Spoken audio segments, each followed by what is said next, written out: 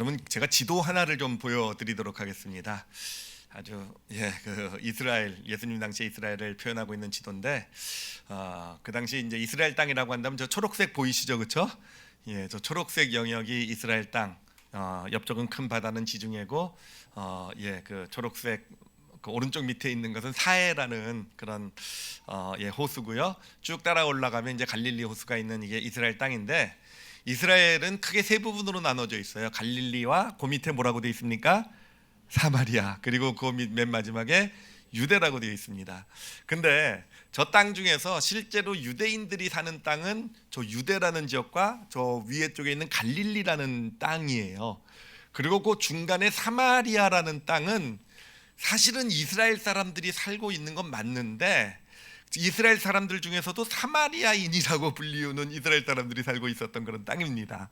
자, 그런데 이 유대인, 그러니까 주류죠. 이스라엘 사람들의 주류인 유대인과 사마리아 사람들은요 거의 원수 같은 그런 사이였어요. 특히 유대인들이 사마리아 사람들을요 거의 짐승 취급을 합니다.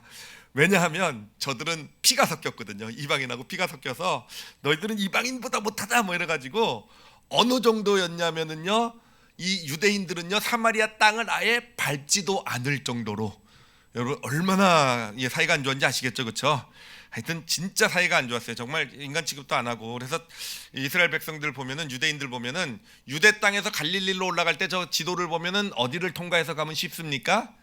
사마리아를 통과하면 쉬워요. 근데 글로 안 갑니다. 글로 절대로 안 가요.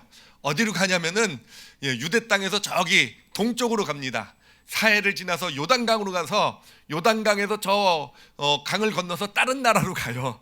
다른 나라, 제가 지금 눈이 안 보여서 잘 뭐라고 써 있죠, 저게? 데가볼리라고 써 있죠. 데가볼리 지역으로 그 땅으로 넘어가서 그 땅을 통과해서 저기 갈릴리 호수까지 올라가서 갈릴리 땅으로 넘어가는 그 길을 택할 정도로, 하여튼 사마리아 땅은 지나가지 않는, 그 정도로 사이가 좋지 않은 그런 사이입니다. 자, 그런데 여러분 오늘 말씀을 보면은 이제 예수님께서 유대 땅을 떠나서 갈릴리로 간다라는 그런 내용이 나와 있고요. 그러면서 그 다음에 요한복음 4장 4절을 보면 바로 뭐라고 나와 있냐면은 사마리아를 통과하여야 하겠는지라라고 얘기하고 있어요. 그러니까 예수님께서는 이 사마리아, 이 유대인이면 밟지 않는 그 땅을 지금 통과해서 갈릴리로 가고 계시다라는 것이죠. 자, 그러면 이제 궁금한 게, 왜 예수님은 왜 사마리아 땅을 지금 통과하고 계신 것일까라는 겁니다. 왜 그렇겠습니까? 왜 그렇다고 생각해요? 왜 예수님이 사마리아 땅을 지금 통과하고 계시다고 생각하십니까? 물론 일단 딱 생각할 수 있는 건, 예수님은 다른 유대인들하고는 좀 달라서 뭐 사마리아 땅을 통과하는 것에 대한 꺼리낌이 없다라고 대답할 수 있을 것 같아요. 물론 예수님은 꺼리낌은 없으셨겠지만, 그래도 이상한 게, 예수님도 평소에는요 늘 요단강 동편을 통해서 갈릴리로 갔다 유대로 왔다 갔다 하셨거든요. 그런데 이번만 아주 예외적으로 지금 사마리아 땅을 통과하고 계시다라는 겁니다. 자, 그러면 왜 이번만 사마리아 땅을 통과하고 계신 걸까? 이거에 대해서 질문을 제가 이제 던져보면은요, 사실 상당히 많은 분들이요 이렇게 대답을 해요. 뭐라고 대답을 하냐면은, 예수님이 사마리아 땅에서 한 여인하고 약속이 되어 계셔가지고 만날 약속, 사마리아 여인과 만날 약속이 되셔서 그 여인을 만나러 가는 그런 길이셨다라고 대답을 하는데, 여러분 어떻게 생각하십니까? 그럴듯하십니까? 그러니까 예수님의 스케줄은 이미 하늘나라에서 다 정해져 있었다는 거죠. 그래서 스케줄이 언제 뭐하고 뭐 저 하시고 여길 가시고 저길 가시고 다 정해져 있고, 예수님은 지금 이 땅에 오셔서 스케줄대로 움직이고 계신 것이다 라고 예상외로 그렇게 대답하시는 분이 많이 계세요. 근데 여러분, 이게 그렇게 보면은요 성경은 진짜 재미없는 책이 됩니다. 다 그냥 짜여진 각본대로 이루어지는, 여러분 우리가 드라마를 볼 때 재밌게는 보지만 그게 실제가 아니기 때문에 사실은 그렇게 현실감 있게 막 드라마를 보진 않잖아요, 그렇죠? 물론 저도 드라마 보고 많이 울긴 하지만 요즘 특히 그 호르몬 때문이고, 그거는 그렇잖아요. 현실감이 없잖아요. 이미 짜여진 각본. 여러분 절대로 그렇지 않아요. 이미 다 정해진 대로 예수님은 딱딱 스케줄에 맞춰서 공생애를 사신 분이 아니십니다. 자, 그러면 예수님이 왜 사마리아 땅을 통과하셨을까? 그러면 남은 답은 하나죠. 남은 답은 뭐겠습니까? 뭐 예수님 마음이죠, 그렇죠? 예수님 자기가 원하셔서 하시는데 우리가 예수님 마음을 어떻게 아느냐? 뭐 가시고 싶어서 가셨나 보지, 뭐 이렇게 생각할 수도 있겠지만, 사실은요 우리가 알 수가 있어요. 예수님이 왜 지금 그 상황에서 지금 사마리아를 그 땅을 통과하시고 계신지를 우리가 알 수가 있는데, 어떻게 보면 알 수 있냐면은 그냥 요 성경의 사건, 요 요한복음 4장만 따로 떼어놓고 나서 보는 게 아니라 그 앞에서 어떤 일이 진행되어져 왔는지를 보면은요, 아, 그것 때문에 지금 사마리아를 통과하고 계시는구나를 알 수 있다라는 겁니다. 자, 그래서 요한복음 앞에 쪽을 좀 한번 점검해 보도록 할게요. 아마 여러분 기억나실 겁니다. 요한복음 1장 시작 부분에 예수님 말씀이 육신이 되어 오신 분이라는 것을 우리에게 알려주고요. 그리고 나서 이제 세례 요한으로부터 세례를 받으시죠, 그렇죠? 그래서 공생애를 시작하셨고요. 그리고 나서 이제 제자를 부르는 그런 내용까지가 요한복음 1장이에요. 그리고 나서 2장에 보면은 이제 예수님이 그 혼인 잔치에서 물을 포도주로 만드신 일, 그건 갈릴리에서 하신 일입니다. 그러니까 갈릴리에서 그 일을 하시고, 그리고 나서 이제 곧 유대 땅으로 내려오세요. 유대 땅. 아까 그 지도 기억나시죠? 그렇죠? 갈릴리에 계시다가 유대 땅으로 내려오십니다. 그래서 내려오셔서 이제 예수님께서 본격적인 공생의 첫 사역을 시작하십니다. 근데 첫 사역을 어떻게 시작을 하시냐면은 성전에 가셔서요. 성전에 가셔서 장사하는 사람들, 성전에서 있는 사람들을 그냥 그 장사상을 다 뒤엎으시고, 내 아버지의 집을 장사채 소굴로 만들지 말라, 막 그냥 소위 말하면 난동인가요? 예, 하여튼 그 뒤집어 엎으시고 뭐 저 성전을 헐어버려라, 막 그쵸? 그 어마어마한 성전을 헐어버려라, 내가 다시 3일 만에 세울 것이다. 그러니까 완전히 예수님께서 소위 말하는 정말 예루살렘에 가셔서 중심지에 가셔서 소위 말하면 깽판을 치시고 계신 거예요 지금요. 그러니까 제가 이걸 보면서 왜 저러셨을까라고 생각했을 때 딱 떠오르는 아주 불경한 생각이 하나 있었어요. 그 불경한 생각이 뭐였냐면은 노이즈 마케팅을 하고 계시는구나. 사역을 시작하면서 뭔가 노이즈 마케팅을 하고 계신 것이구나라는 세상적인 생각이 저게 딱 들어왔어요. 자, 그리고 나서 뭐 그런 건 아니셨겠지만, 근데 사실은 지금 이 세상적인 눈으로 보면 이 노이즈 마케팅이 맞는 것 같아요. 왜냐하면 그렇게 잔뜩 소동을 일으켜가지고 사람들이 그냥 저 예수가 누구야, 갑자기 나타나서 왜 저런 행포를 부려, 이러고 나서 예수님이 이제 본격적으로 가르침을, 사역을 시작하신 거예요. 그래서 말씀, 복음의 말씀, 천국의 말씀을 전하시고, 그리고 나서 이제 정말 놀라운 이적들이 예수님을 통해서 막 나타납니다. 그러니까 이제 사람들이 이 예수님에게로 마구마구 몰려들기 시작게 돼요. 그런데 그 예수님의 그 첫 번째 사역이죠. 첫 번째 유대에서 사역이 얼마나 성공했는지를 보여주는 게 바로 요한복음 3장에서 나타나요. 3장 1절에 보면은 뭐라고 나오냐면은 1절을 시작하면서 이렇게 얘기합니다. 그런데 바리새인 중에 니고데모라고 하는 사람이 있으니 유대인의 지도자라라는 표현이 나타나요. 그 니고데모, 바리새인이라는 표현은 뭐냐면은 그 당시 하여튼 가장 거룩한 사람이라고 보시면 돼요. 그 삶의 모습으로, 믿음의 모습으로 백성들의 존경을 받는 사람이고요. 그 다음에 유대인의 지도자라 그러면은요, 유대인을 통치하는 70명의 그룹이 있었어요.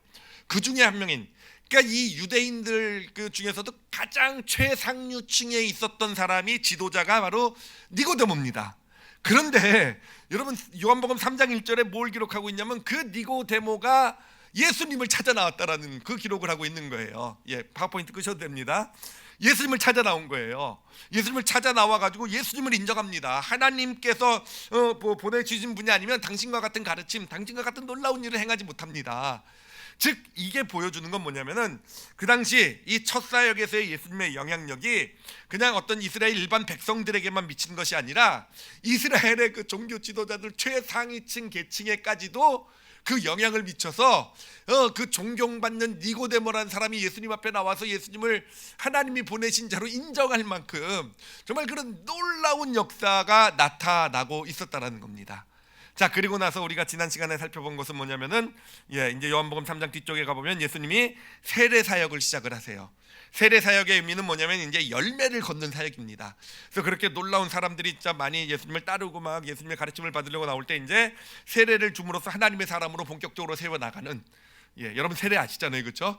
이 본격적으로 세워 나가는 열매를 거두는 그런 사역을 하시게 되신 것이고, 진짜 많은 사람이 나와서 예수님께 세례를 받고 예수님으로부터 놀라운 어떤 축복을 받고 병고침을 받고 하여튼 놀라운 이적들을 경험한, 삶이 변하는 그런 역사가 마구 나타나고 있었다라는 것이죠. 자, 그런 역사가 나타나게 되자 어떤 일이 이루어지게 됩니까? 우리 지난주에 났던 거 기억나시죠, 그렇죠? 지난주 말씀의 주제가 뭐였습니까? 이간질이었죠, 그렇죠? 바로 이 종교 지도자들, 이 바리새인들이 이 이간질을 통해서 예수님의 사역을 방해하기 시작한 거예요. 아니, 하여튼 여러 가지로 예수님의 사역을 방해를 하게 된 것이고요. 방해해서 어떻게든지 예수님의 그 사역을, 또 세례요한과 함께하는 그 사역을, 어떤 그 부흥의 불길을 꺼뜨리려고 지금 이 종교 지도자들, 그 배후엔 사탄이 있겠죠. 지금 여러 가지 일을 벌이게 된 것이고, 그 중에 하나가 지금 이간질이었던 것, 우리가 지난주에 함께 나눈 말씀이 되는 것입니다. 그리고 나서 거기까지 진행이 되고 나서 이제 요한복음 4장이 들어온 겁니다. 4장에 딱 들어오자마자 무엇을 얘기하고 있습니까? 예수님이 유대 땅을 떠나서 갈릴리로 가신다라고 표현하고 있는 거예요. 자, 이렇게 보면 그냥 우리가 그냥 그 말씀만 떼놓고 봤을 때, 유대를 떠나서 갈릴리로 가신다고 할 때 뭐 갈릴리 가시나 보다라고 얘기했는데, 이제 이런 배경, 그 앞에 나온 이야기를 놓고 보니까 지금 유대를 떠나서 갈릴리로 가는 게 좀 이상하지 않습니까? 그렇잖아요. 지금 유대 땅에서 엄청나게 놀라운 지금 부흥의 역사가 나타난 거잖아요. 예수님의 지금 첫 번째 사역이잖아요. 첫 번째 사역. 여러분, 이 첫 번째 사역이라는 게 얼마나 중요합니까? 정말 이 첫 번째 사역에는요, 진짜 저도 제가 했던 첫 사역이 기억이 나는데, 제가 시카고에서 이 중고등부 아이들 했던 첫 사역이 기억나는데, 사실은 지금까지 한 20년, 30년 가까이 사역하면서도 아직도 생생하게 기억날 때가 바로 그때예요. 물론 저는 예수님처럼 성공은 못하고 거의 말아먹긴 했지만, 그래도 그때 진짜 제일 순수했고, 저의 진짜 모르겠어요. 뭐 실력으로 본다고 한다면 지금보다 많이 떨어질지 모르겠지만, 그래도 정말 우리 중고등부 아이들을 위해서 제가 경찰서도 많이 갔어요.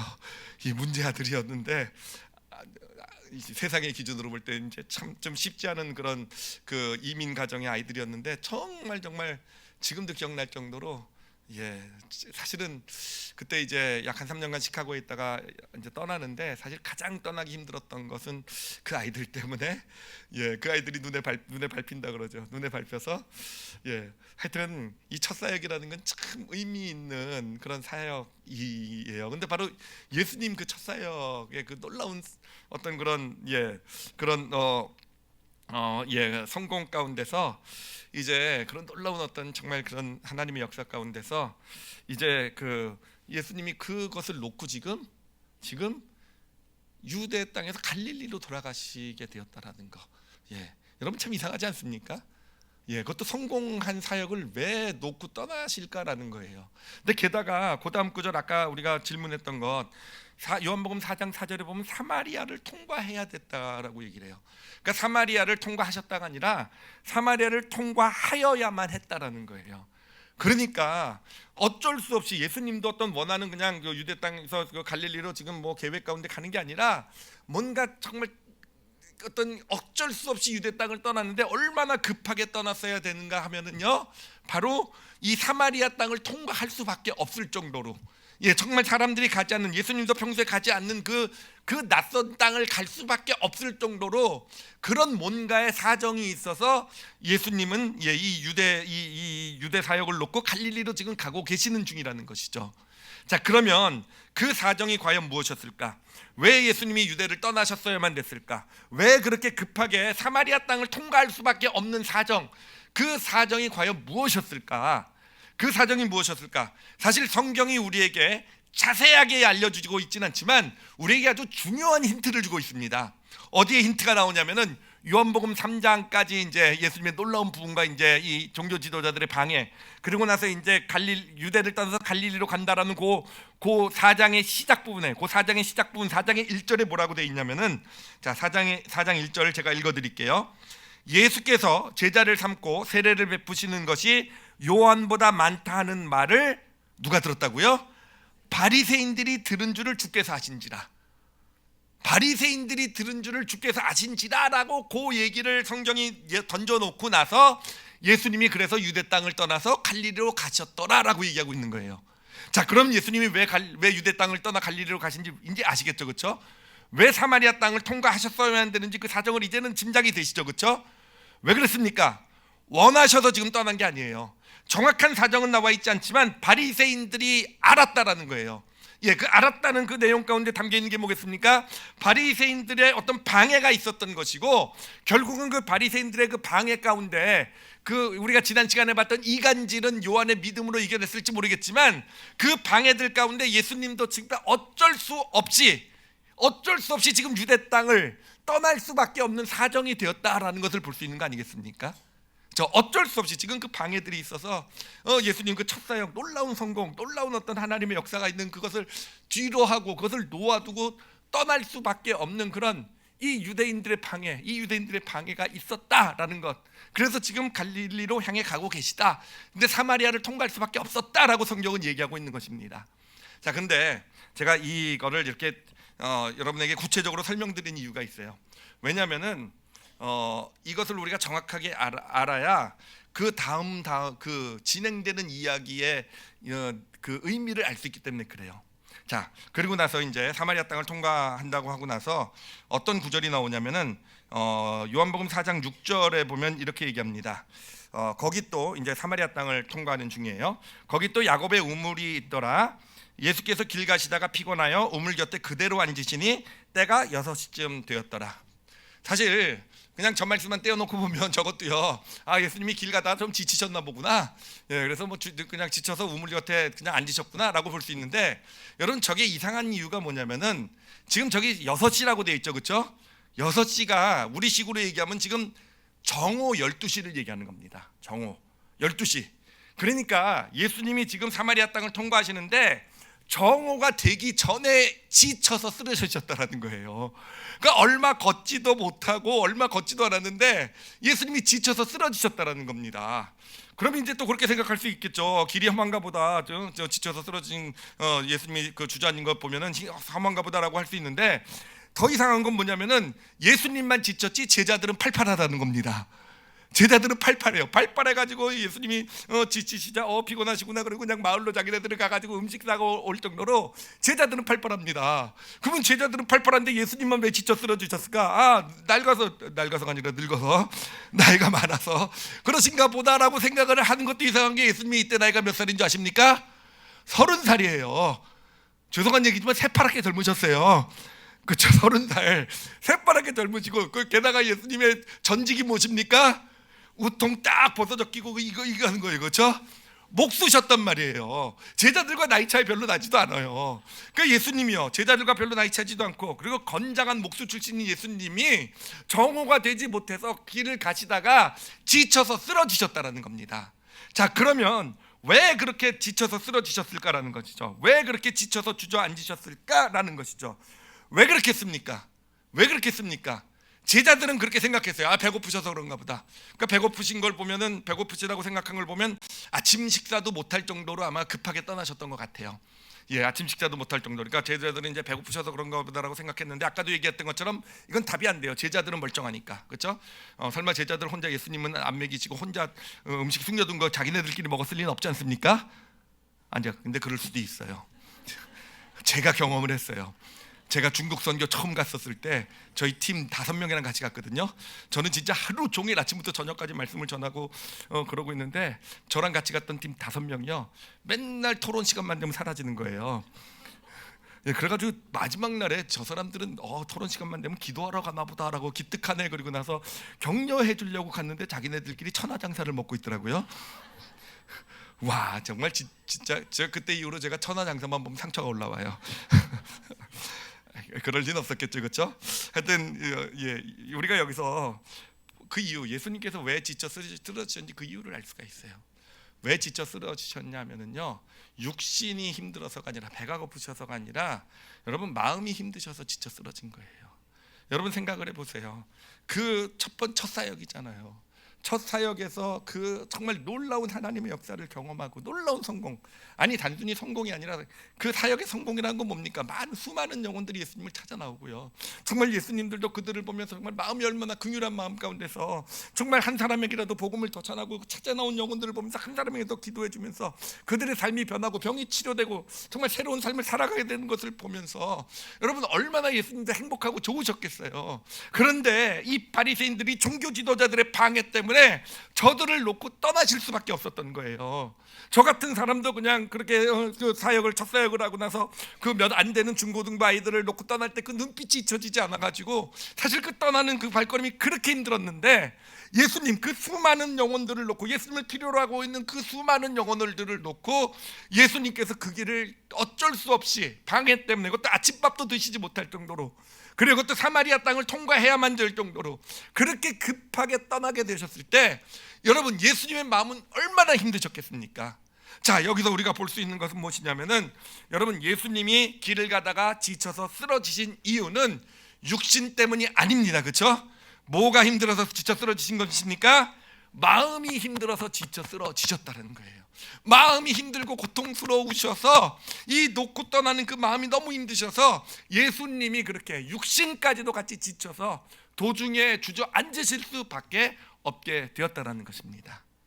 자, 그렇게 예수님께서는요 이 야곱의 우물가에 가서 지쳐 쓰러져 혼자 앉으셨어요. 주저앉으셨어요. 제자들이 보고요, 제자들은 하여튼 정말 예수님 사정을 모르는 것 같아요. 자기네들은 뭐 또 예수님과 같이 가니까 띵까띵까 가다가 예수님 주저앉으시니까 아이고 배고프신가 보다 마을로 가가지고 음식을 구하러 갑니다. 그러니 이제 예수님 혼자 앉아 계시는데 그 혼자 앉아 계시는데 마침 누가 나오냐면은 정오쯤에 이 사마리아 한 여인이 등장을 해요. 이 여인도 보면 정오 때 물 길러 나오는 거로 봐서는 보통 인생은 아닌 것 같아요. 그렇죠? 새벽에 물을 깃는데 정오에 혼자 나와서 물을 깃는 그런 이제 한 여인을 만나게 되고, 이제 그러면서 예수님이 처음에는 이제 지쳐서 물 좀 달라고, 이제 물 좀 먹으려고 달라고 했다가 이제 시비가 붙죠. 그렇죠? 그러면서 이제 예수님이 그 여인을 향한 긍휼한 마음을 갖게 되고 그 여인에게 이제 복음을 전하게 되고, 그래서 그 여인이 예수님을 메시아로 만나게 돼요. 그러면서 그 여인이 이제 구원을 받게 되고, 하여튼 그런 일들이 막 이루어지게 됩니다. 그런 일들이 이루어지게 되는데, 자, 그런 와중에 이제 제자들이 음식을 이제 구해가지고 마을로부터 왔어요. 근데 와서 예수님을 보니까 이게 정말 이상한 겁니다. 얼마 전만 하더라도 지쳐서 쓰러져 계시던 예수님이 지금은 좀 예수님에게 대한 죄송한 표현이지만 팔팔해지셨어요. 그렇죠? 그래가지고 이 사마리아 여인과 막 대화를 나누시고 막 열정이 막 폭발하고 계세요. 막 이 여인에게 막 나누고 계시니까 막 제자들이 놀란 겁니다. 놀라가지고 어떻게 저렇게 기운이 나셨지? 뭐 이러고 있는데 이제 사마리아 여인, 그 여인은 이제 은혜를 받고 그 은혜를 동네 사람한테도 전하려고 이제 동네로 가게 됩니다. 자, 그러자 이제 제자들이 예수님에게 다가가게 되는 거예요. 그래서 이제 제자들과 예수님 사이에 대화가 이루어지게 되는데, 자, 그 내용이 요한복음 4장 31절로부터 34절입니다. 한번 같이 보도록 할게요. 31절이에요. 그 사이에 제자들이 청하여 이르되 랍비여 잡수소서. 그러니까 이들 음식 가져왔으니까 이제 배고파서 지치셨다고 생각했으니까 이제 예수님 너무 무리하지 마시고 여러분 지금 배고프고 지금 지쳐 계시니까 이 음식 드세요라고 이제 싸온 음식을 예수님께 갖다 드린 거죠. 자, 그러자 32절에 보니까 뭐라고 나옵니까? 이르시되 내게는 너희가 알지 못하는 먹을 양식이 있느니라. 이 얘기는 뭡니까? 예수님께서 음식을 꼬불쳐 두셨다라는 거죠. 그렇죠? 예, 저랑 같이 갔던 거 아마 천하장사를 좀 꼬불쳐 두시지 않으셨을까? 음식을 그러니까 제자들이 들 때는 뭔가 음식이 없었는데 어디서 음식이 나온 거잖아요. 그렇죠? 그러니까 이제 이상해서 물어봅니다. 33절에 보면 이렇게 얘기합니다. 제자들이 서로 말하되 누가 잡수실 것을 갖다 드렸는가 하니, 그러니까 뭔가 자기네들보다 누가 먼저 와가지고 음식을 갖다 드렸구나라고 이제 그들은 그렇게 생각할 수밖에 없잖아요. 배고파서 쓰러지셨는데 내게는 너희들이 알지 못하는 양식이 있느니라. 아까 벌써 먹었다는 거 아니에요? 지금 보니까 굉장히 팔팔해지셨어요. 그러니까 뭔가 밥 먹고 기운을 차리신 거죠. 그러니까 제자들이 생각할 때 이 양식 우리 몰래 누군가가 먹을 걸 가져다 드렸구나라고 제자들은 생각한 거예요. 그러자 이제 예수님께서 34절에 대답을 하십니다. 이 34절은 같이 한번 읽어보도록 할게요. 같이 읽겠습니다. 시작. 예수께서 이르시되 나의 양식은 나를 보내신 이의 뜻을 행하며 그의 일을 온전히 이루는 이것이니라. 예수님께서 뭐라고 대답하십니까? 나에겐 양식이 있는데, 나에게는 바로 참된 양식이 있는데, 참된 양식이 뭡니까? 나를 보내신 이의 뜻을 행하는 거래요. 하나님의 뜻을 행하는 게 나에게는, 그 일을 내가 이루어 나가는 게 나에게는 참된 양식이다 라고 얘기하고 있는 거예요.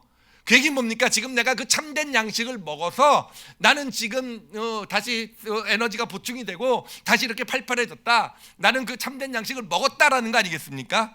자, 그러면 여러분, 이 참된 양식, 하나님의 뜻을 행하고 그 일을 이루는 것이 참된 양식이라고 예수님 말씀하셨고 나는 먹었다고 했는데, 그럼 그게 구체적으로 뭡니까? 뭘 얘기하는 거예요? 예수님이 지금 드신 참된 양식이 뭡니까? 하나님의 뜻을 행하고 그 일을 이룬 게 뭡니까? 사마리아 여인에게 복음을 전한 거잖아요. 그렇죠? 예수님 지금 그걸 얘기하시는 거잖아요. 이 사마리아 여인에게 소망을 주고 그들에게 어떤 그 삶에 다시 예수 그리스도를 만나서 그 삶이 다시 살아나게 만드신 것, 바로 그 한 사마리아 여인을 살리신 이것을 가지고 지금 참된 양식이다라고 말씀하고 계신 거잖아요. 그리고 그것이 바로 나를 지금 이렇게 다시 회복시키셨다라고 말씀하고 계신 거잖아요. 여러분 생각해 보세요. 여러분 이 예수님이요 사실이요 이제까지 얼마나 힘드셨습니까?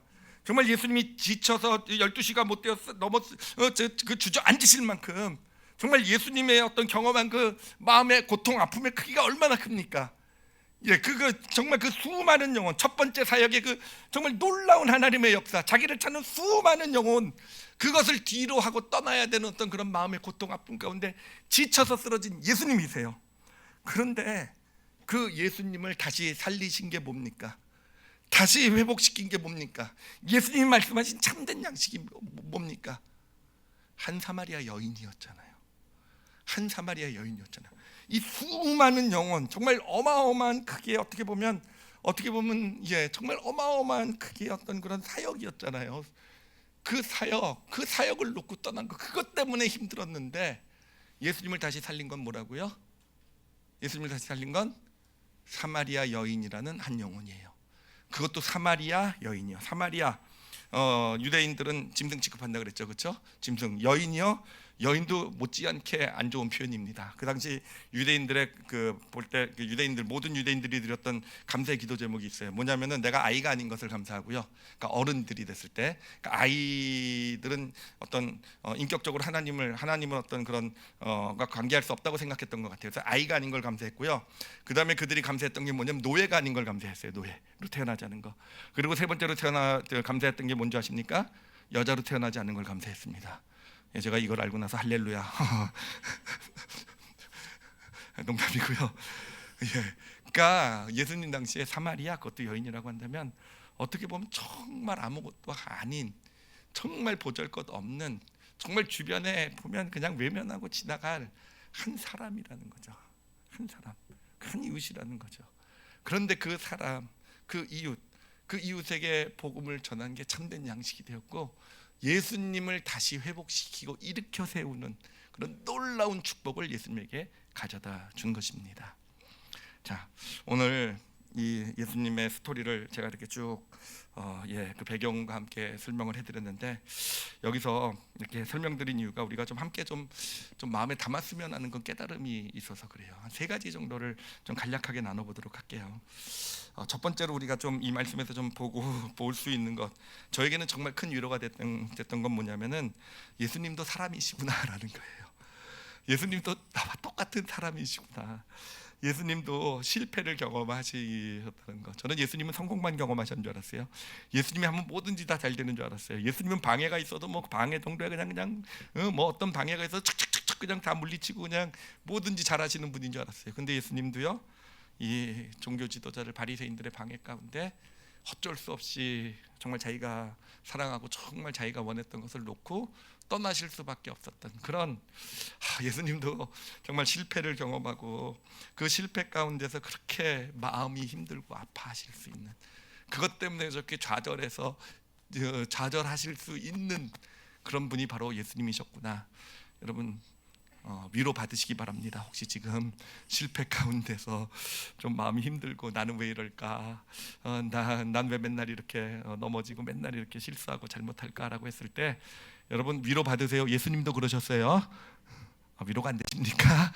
아니, 진짜 위로가 돼요. 그래요. 예수님도 넘어지셨어요. 예수님도 실패하셨고요. 예수님도 실패하시고 나서는 정말 그렇게 정말 헤매실 정도로, 이렇게 헤맬 정도로 예수님도 그렇게 그 삶을 이렇게 한동안은 그렇게 헤맬 정도로 이렇게 사셨던 분이 바로 예수님. 우리도 그럴 수 있어요. 그렇죠?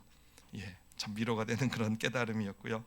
그리고 두 번째로 우리가 좀 같이 깨달았으면 좋겠는 건 뭐냐면은, 여러분 우리의 인생에서 우리를 지치고 주저앉게 만드는 것은요, 사실은 육신의 어떤 연약함만은 아니라는 거예요. 사실은 우리 마음이 힘들 때, 마음의 어떤 그런 어려움과 고통이 결국은 우리 삶의 생명 에너지를 갉아먹게 된다라는 겁니다. 우리 삶의 에너지를 뺏어가고 우리를 지치게 만드는 것은요, 마음의 힘듦이라는 거예요. 그러니까 우리는 뭔가 삶을 살아가면서 누군가로부터 상처를 받게 될 때, 또는 내가 원하는 어떤 일들에 대해서 내가 정말 기대하고 소원했던 일인데 그것이 무산이 되고 포기해야만 되고, 정말 나는 마음을 다해서 이렇게 하면 될 줄 알고 했었는데 그게 실패하게 되고 그게 잘 안 되게 되고, 내 뜻대로 뭔가 내 인생이 되지 않는 어떤 그런, 여러분 그런 것들 가운데 그런 일들이요 사실은 우리를 정말로 지치게 만든다라는 거예요. 정말로. 물론 짧은 어떤 시간을 놓고 본다고 한다면은 우리가 뭐 배고파서 지칠 수도 있어요. 그리고 육신적으로 너무 열심히 일하고 무리해서 지칠 수도 있지만, 특히 우리의 인생의 긴 텀으로 놓고 보면은요, 여러분 우리가 왜 지치고 왜 우리 삶의 에너지가 자꾸 사그러져 가고 왜 우리 삶의 의욕이 없어지게 되고, 여러분 그거는요 단순히 육신 때문이 아니라는 거예요. 육신이 나이가 먹으니까 뭐 나이가 먹으면서 지쳐가고 나이가 먹으면서 에너지가 잃어가고 그런 게 아니라, 이 말씀에서 우리가 정말 우리가 꼭 좀 봐야 될 것은요, 여러분 그런 우리의 삶의 에너지를 빼앗아가는 것은 우리의 마음의 힘듦이라는 거. 마음의 힘듦이라는 것이 어느샌가 쌓여가면서, 어느샌가 그것은 큰 일일 수도 있고요, 큰 좌절이나 큰 포기, 큰 실패일 수도 있지만, 어느 것들은 참 작은 걸 수도 있어요. 우리는 사실은 어려서부터 우리는 늘 이 포기와 좌절, 실패를 경험하면서 타협하면서 내려놓으면서 살아가는 길이 우리 인생의 길 아니겠습니까? 예. 학교를 가면은 처음에는 다 자기가 그래도 나도 공부 잘하고 이러고 싶었지만, 어느샌가 살아오면서 나는 그렇지 못하구나라는 것을 알아가면서, 마음이 힘들고 아프고, 그렇죠? 좌절, 그러면서 포기해 가게 되고, 어떤 대학교, 직장, 사회 모든 일에 있어서 우리는 점점점 우리의 결국은요, 우리는 우리의 인생 자체가 이 세상에서 여정 자체가 바로 그렇지 않습니까? 계속 내려놓고 포기하고 크고 작은 실패 가운데서 어떤 기대를 점점점 내려놓고 살아야 되는 게 우리의 삶의 모습이고요. 근데 정말로 우리를 지치게 만드는 게 바로 그거라는 거예요. 육신이 아니라 마음이라는 거. 정말로 우리를 어느샌가 내가 삶을 살아가다 보니까 어느샌가 5년 전, 10년 전, 아니 1년 전에 비해서 내가 삶의 에너지가 없어지고 열정이 사라져 있다고 한다면, 그것은 무엇 때문이에요? 나이가 들어서가 아니라, 나이가 지금 저한테 위로가 많이 되고 있어요. 나이가 먹어간다고 해서 우리의 에너지가 사라지는 게 아니라, 그런 마음의 아픔들, 고통들, 이 땅을 살아가면서 경험할 수밖에 없는 그런 것들이 우리의 에너지를, 우리의 안에 있는 생명을 소진시키는 그런 일들이 되어져 간다는 것입니다. 자, 세 번째로 우리가 근데 보아야 될 것, 함께 나누고 싶은 것은 뭐냐면은, 여러분 그런데요, 우리에게는 참된 양식이 있다라는 겁니다. 우리는 육신의 어떤 에너지를 채우고 육신이 쉬우면 회복이 될 거라고 생각하지만, 그래요, 잠시는 육신이 그렇게 해서 조금 육신은 회복되고 잠시는 정신이 뭔가 좀 에너지를 얻은 것처럼 느껴질 수도 있어요. 그렇지만 그 자체는 근본적으로 우리의 어떤 점점 쇠퇴해간 우리의 삶을 회복시키지 못합니다. 근데 그것을 회복시키는 것이 무엇입니까? 그것을 진짜로 회복시키는 참된 양식이 있다는 것이고, 여러분 그 양식이 무엇이냐면 바로 이웃이라는 거예요. 이웃이라는 겁니다. 하나님께서 우리에게 이웃을 주신 이유는요, 바로 우리의 참된 양식으로 주셨다라는 거예요. 우리를 세상에 살면서 지쳐 쓰러지고 넘어지고 자꾸 주저앉고 삶을 잃어가는 우리에게, 아니 그것을 회복할 수 있는 너에게는 참된 양식이 있다. 바로 예수님이 우리에게 알려주시는 거예요. 그 양식이 뭐냐? 이웃이라는 겁니다. 근데 그 이웃이 어떤 이웃입니까? 그 이웃이요, 정말 신기하게도요, 예수님이 경험한 실패는 어마어마하게 큰 실패였어요. 세상의 기준으로 보면 정말 큰 성공을 이룬 것을 포기하고 갈 수밖에 없는 정말 수만 명의 영혼의 사역에 실패였다고 하면, 그 가운데서 다시 예수님을 일으켜 세운 참된 양식은요, 한 사마리아 여인이었다라는 거예요.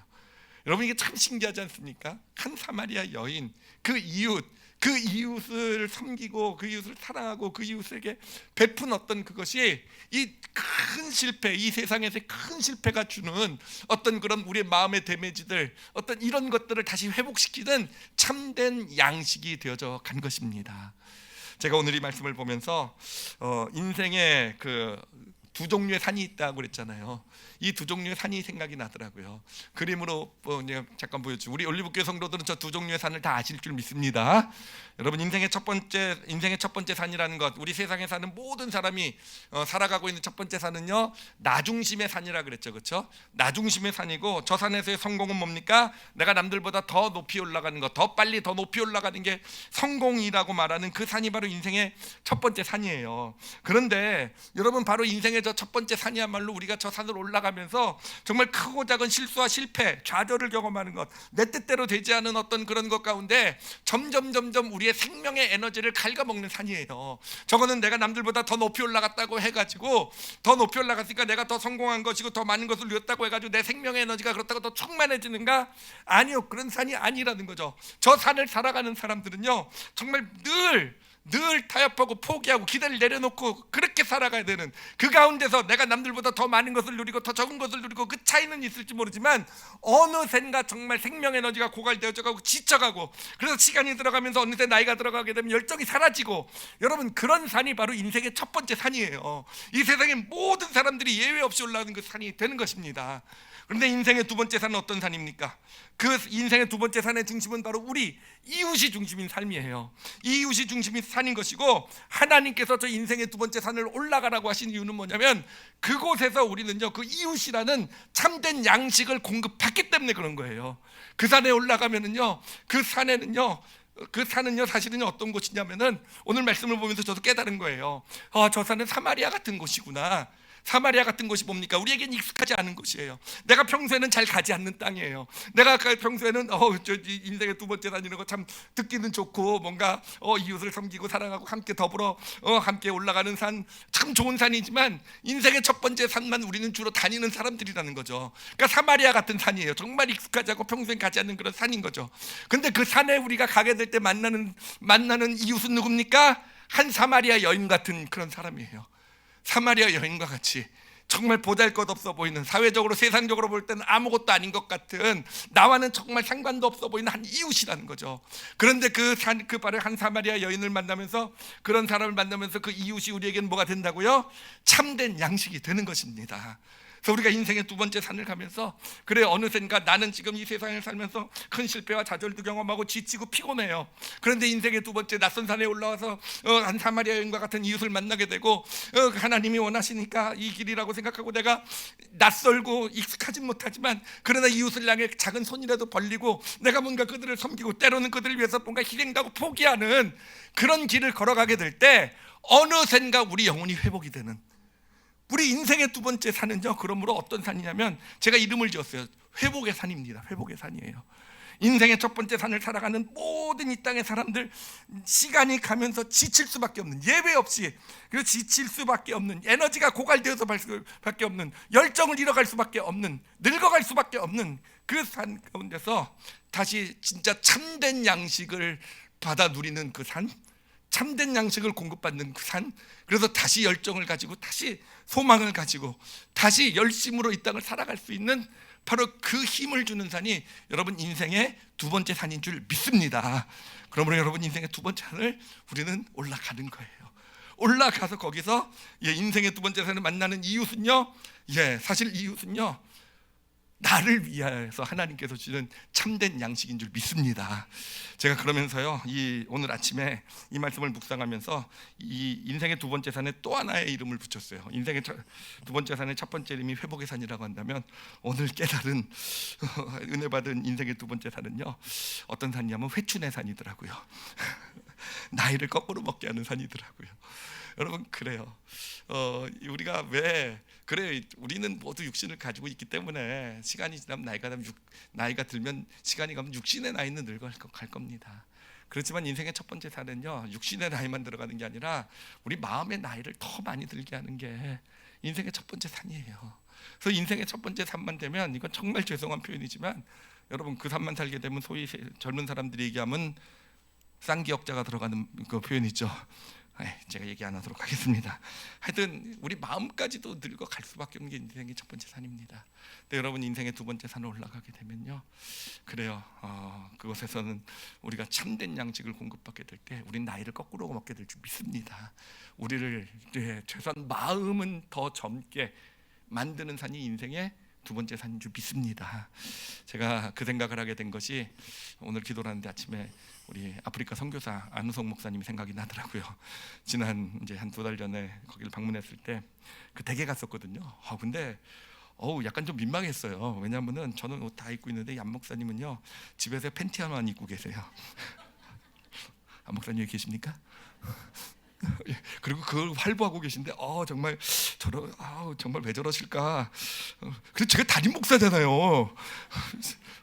막 이러고 하여튼 그거 갖고 요리하시는데 요리도 잘하세요. 막 정말 정말 한국에서 보지 못했던 모습을 막 요리를 하시고 진짜 사실은 그 모습을 보면서 저보다 연배가 훨씬 아니라 좀 높으시거든요. 근데 진짜 젊게 사시는구나라고 생각을 했어요. 여러분 안 목사님 부부가 그렇게 젊게 사실 수 있는 이유가 뭐겠습니까? 인생의 두 번째 산을 올라가고 계시기 때문에 그래요. 그래서 나이는 좀 들어서 가실지 모르겠지만 마음은요 누구보다도 젊게 열정을 가지고 에너지를 가지고 지금 거기 아프리카에서 그 영혼들을 저는 진짜 그 열정이 너무 부럽더라고요. 저는 그냥 선교 가가지고 조금 말씀 전하고 와도 지쳐고 힘들어서 지금 저는 좀 쉬고 싶고 좀 잘 먹고 싶은데 그냥 그러고 나서도 또 이웃을 찾아가시고 하시는 그런 열정. 그리고 또 하나 제가 오늘 아침에 또 참 생각나는 것이 하여튼 이거는 좀 제 자랑인데요. 여러분 느끼하게 듣지 마시기 바랍니다. 제가 어저께 결혼식 주례를 하러 이제 가지 않았겠습니까? 우리 성도 부부 오늘 보니까 왔네요. 새 가족으로 또 이렇게 또 졸업식에도 왔는데, 근데 주례로 갔으니까 거기 결혼식을 진행하는 사람들하고 이제 뭔가 맞춰야 되지 않겠습니까? 근데 제가 그래서 이제 부른다 그래서 갔어요. 가가지고 이렇게 만났는데 저를 보고 딱 그러시더라고요. 결혼식 사회십니까? 그러더라고요. 여러분 사회는 누가 봅니까? 신랑 신부? 그렇죠? 친구 얼마나 기분이 좋든지 얼마나 지가 주례인데요 이러면서도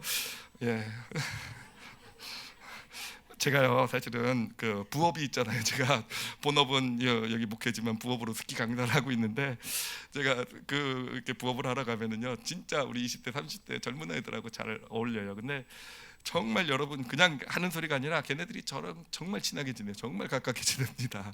저를 어떤 자기들보다 나이 많은 어떤 그런 사람으로 여기지 않는. 그래서 사실 저도 참 신기했어요. 왜 그럴까? 하여튼 참 너무 좋다 이러고 생각하고 있었는데 오늘 아침에 깨달아진 게 바로 그거예요. 저는 이제 그런 아이들을 그런 이제 젊은 친구들을 만났을 때도 제가 이 목회의 길을 걸으면서 인생의 두 번째 산을 올라가는 게 제 마음에 좀 담겨 있나 봐요. 그래서 그들을 볼 때마다 그냥 같이 스키 타고 같이 내가 가리키고 하는 그런 애들이 아니라 그들과 대화하면서 그들에게 필요한 것이 무엇이고 그들에게 내가 어떻게 좀 더 좀 좋은 사람으로 이렇게 그들에게 힘이 되는 이렇게 그래도 그렇게 살아가고 있는 저의 모습이더라고요. 그리고 오늘 아침에 깨달은 하나님으로 받은 은혜가 그거예요. 그래서 네가 네 마음이 아직도 젊다라는 거예요. 네 마음이 아직도 젊다. 마음만 젊은 게 아니라 네 얼굴도 사회 아시잖아요. 사회 여러분 특히 여성분에게 말합니다. 그 젊어지시기 위해서요 피부과 너무 자주 가시지 마시고 뭐 이렇게 너무 맞으시고 넣고 막 이런 것도 좋지만 여러분 진짜 육신뿐만 아니라 마음까지도 더 살아가면서 더 젊어지시길 원한다고 한다면 여러분 인생의 두 번째 산을 올라가세요. 여러분 이웃을 마음에 품고 살아가세요. 나만 위해서 살아가지 말고 내 것, 내 가족만 아니라 하나님이 우리에게 부르지 익숙하지 않다 그랬잖아요.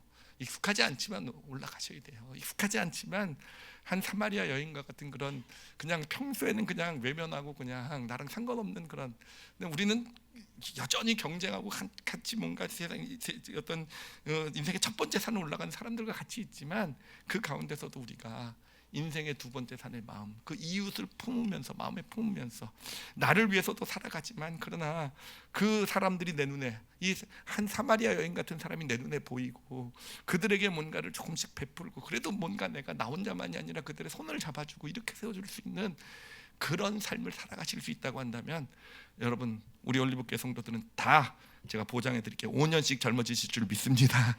예, 아니요 10년? 예, 아니 진짜로요.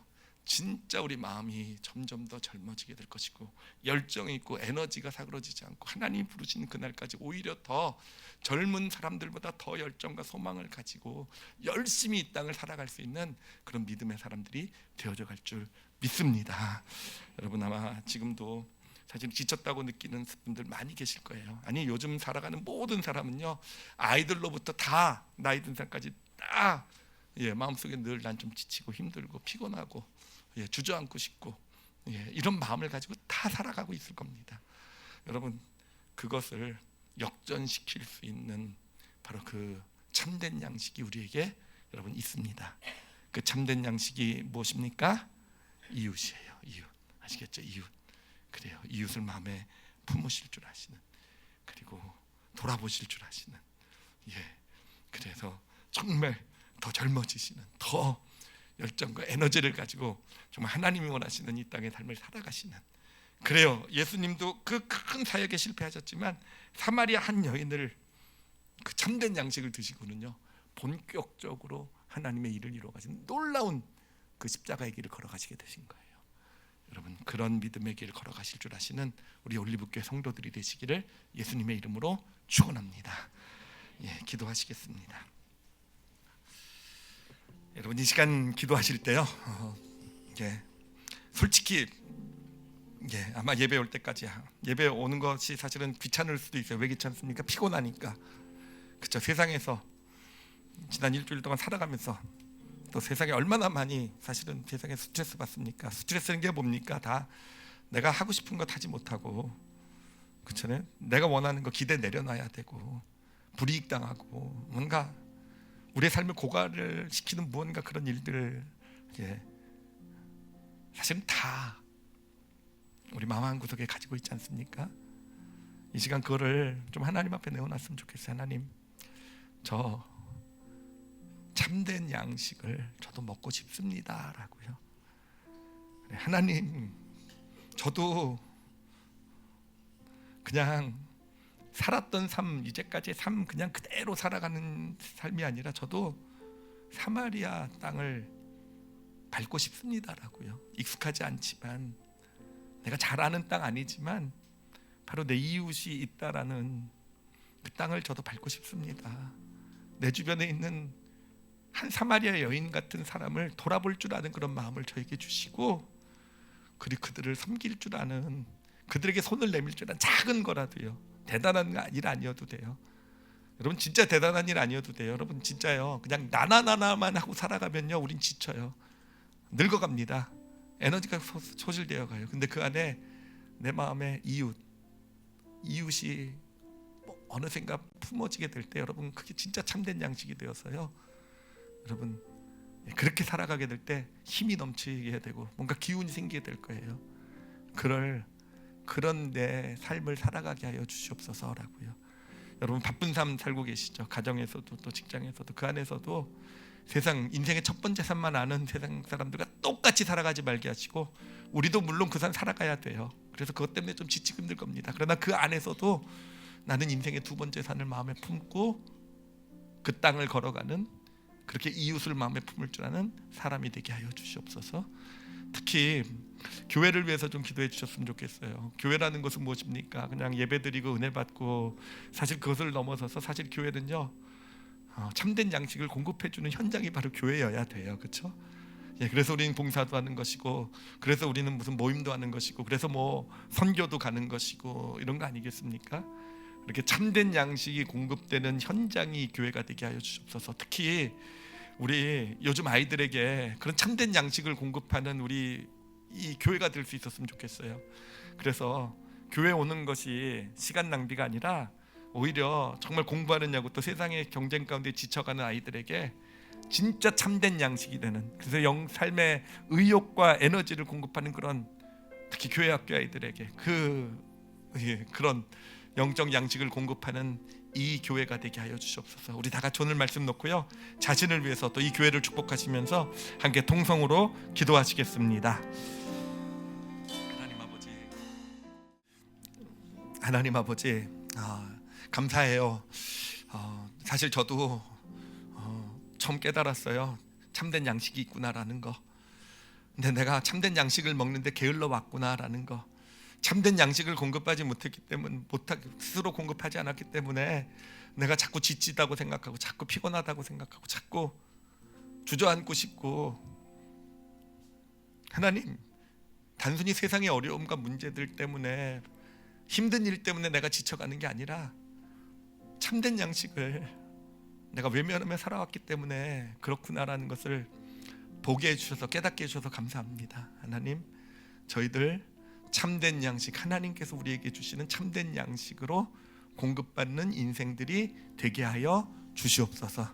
하나님, 큰 대단한 이웃사랑이 아니어도 하나님, 우리 마음 가운데 늘 이웃이 품어지는 그런 넉넉한 마음을 허락하여 주시옵소서. 하나님, 치열하게 살아가야 되지만 하나님, 정말로 소원합니다. 우리 올리브교회 성도가 있는 그곳에 함께하는 사람들이 복을 받기를 원합니다. 우리 올리브교회 성도가 있기에 하나님, 그 존재가 누군가에게는 축복이 되는 그런 인생을 살아가기를 원합니다.